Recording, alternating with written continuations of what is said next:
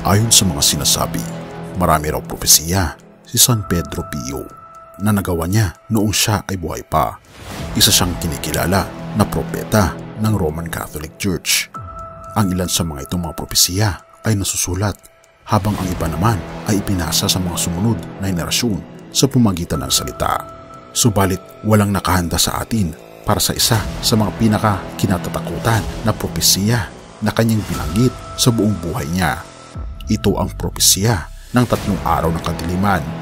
Ano nga ba ang kahulugan ng propesiyang ito?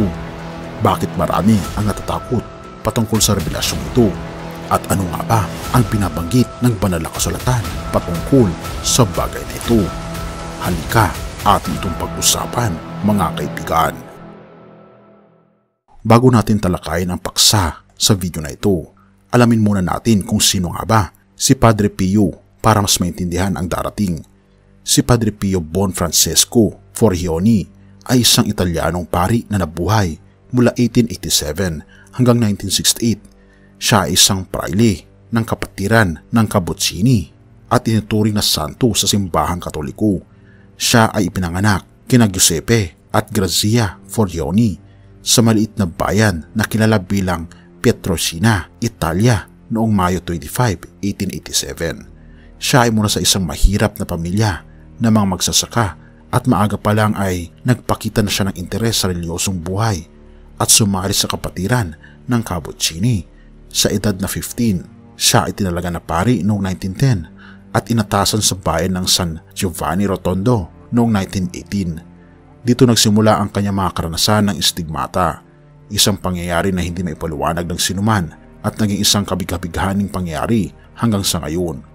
Ang mga sugat ng stigmata na lumitaw sa katawan ni Padre Pio ay ang 5 sugat na sinasabi nila na ito daw ay sugat ni Kristo na tinamo niya noong siya ay pinako raw sa krus. Ito ay lumitaw sa kanyang mga kamay, paa at tagiliran na binabanggit pa ng mga Roman Catholic. Ayon sa mga ulat, ito ay kasama ng matinding kirot. Ang stigmata raw na ito ay isang bihirang pangyayari na naipahayag sa buhay ng iba pang mga santo at mistikong tao sa kasaysayan at walang scientificong paliwanag para dito. Ngunit atin itong titignan, mga kaibigan, kung ano nga ba ang nangyari talaga kay San Giovanni Rotondo base sa banal na kasulatan. Ngunit bago iyan, ating sundan muna ang kanyang kwento. Karaniwan itong itinuturing na tanda ng malalim na kabanalan daw at espiritualidad. Ang mga sugat na ito ay nagdugo paminsan-minsan, ngunit hindi ito nagkakaroon ng impeksyon kahit pa napatuloy itong nagdudugo at ang mga sugat ay amoy rosas. Ang mga sugat ay naghihilom ng kusa subalit bumabalik matapos ng ilang linggo o ilang araw. Ngunit hindi ito makita ng lahat at ito ay kinikilala ng simbahang Katoliko. At ating tingnan ang mga sinasabi ng mga deboto patungkol sa sulat ni Padre Pio. Sa personal na sulat ni Padre Pio sa Komisyon ng Harapin na itinalaga ng Vatican, ipinahayag niya ang katotohanan at realidad ng mga pagpapahayag na natanggap niya mula raw sa ating Panginoong Diyos. Inilarawan niya ang kanyang buhay sa espiritual at ang mga biyayang tinanggap niya mula raw sa Diyos, kasama na ang kanyang biyaya na tinatawag niyang stigmata. Ito ang kanyang isinulat at ito ay nasalin sa Tagalog.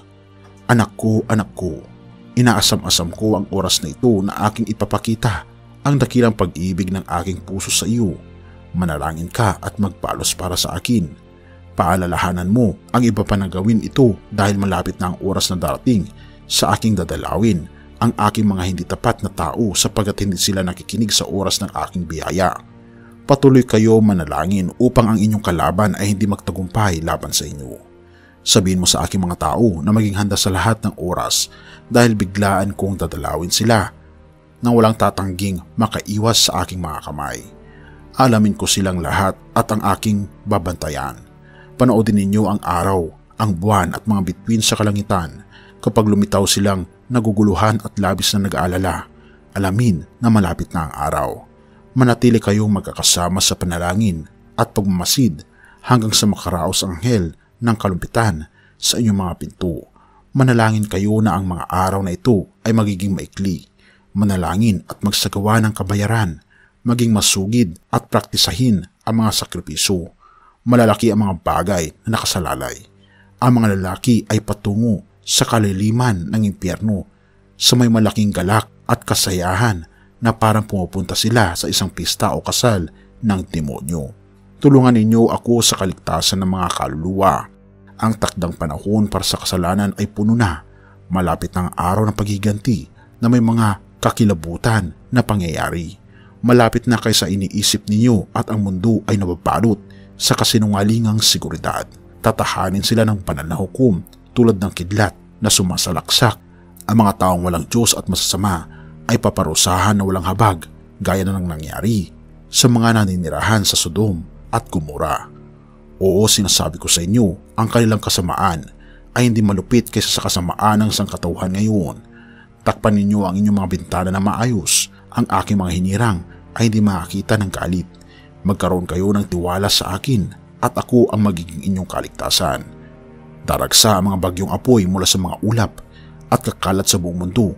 Unos, masamang panahon, kidlat at lindol ay lalaganap sa mundo. Sa loob ng 2 araw magkakaroon ng hindi naglalabas ang ulan ng apoy. Mag-uumpisa ito sa napakahuling malamig na gabi.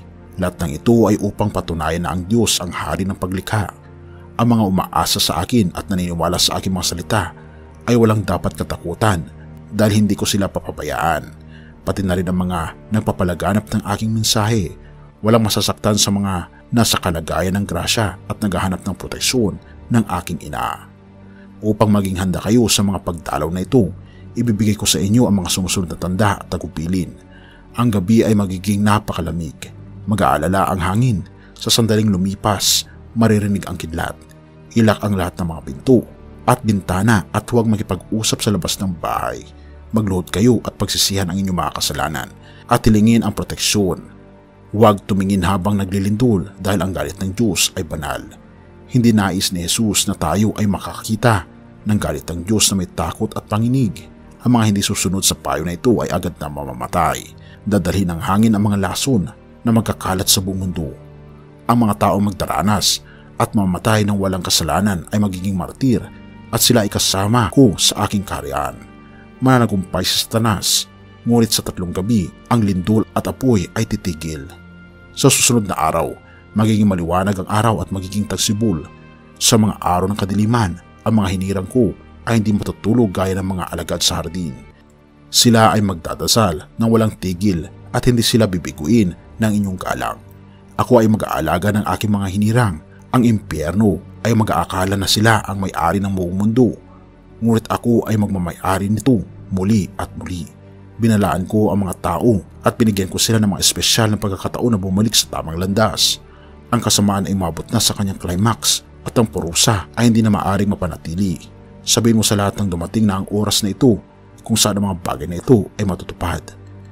Ang babalang ito ay pinagkaloob kay Padre Pio mismo at sinasabi na ito raw ay kaaling sa ating Panginoong Jesucristo. Ngunit ang tanong ay, ano nga ba ang katotohanan patungkol sa propesiya na ito? Totoo ba na siya ay propeta ng ating Panginoong Diyos? Kung ating mapapansin, binabanggit ni Padre Pio na manalangin kay Virgin Mary. Binabanggit sa banal na kasulatan sa Deuteronomy 13 verse 1 to 5. Kung sa inyo'y may lumitaw na propeta o nagbibigay ng mga kahulugan sa mga panaginip at nagpakita siya ng kababalaghan o kaya nagkatotoo ang kanyang pahayag, subalit hinikayat kayong sumamba sa mga Diyos-Diyosang hindi naman ninyo kilala, huwag kayong makikinig sa kanya. Pagsubok lamang yun, Yahweh, sa inyo kung talagang iniibigin niyo siya ng buong puso't kaluluwa. Si Yahweh lamang ang inyong sundin. Matakot kayo sa kanya at sundin ninyo ang kanyang mga utos. Paglingkuran ninyo siya at manatili kayong tapat sa kanya.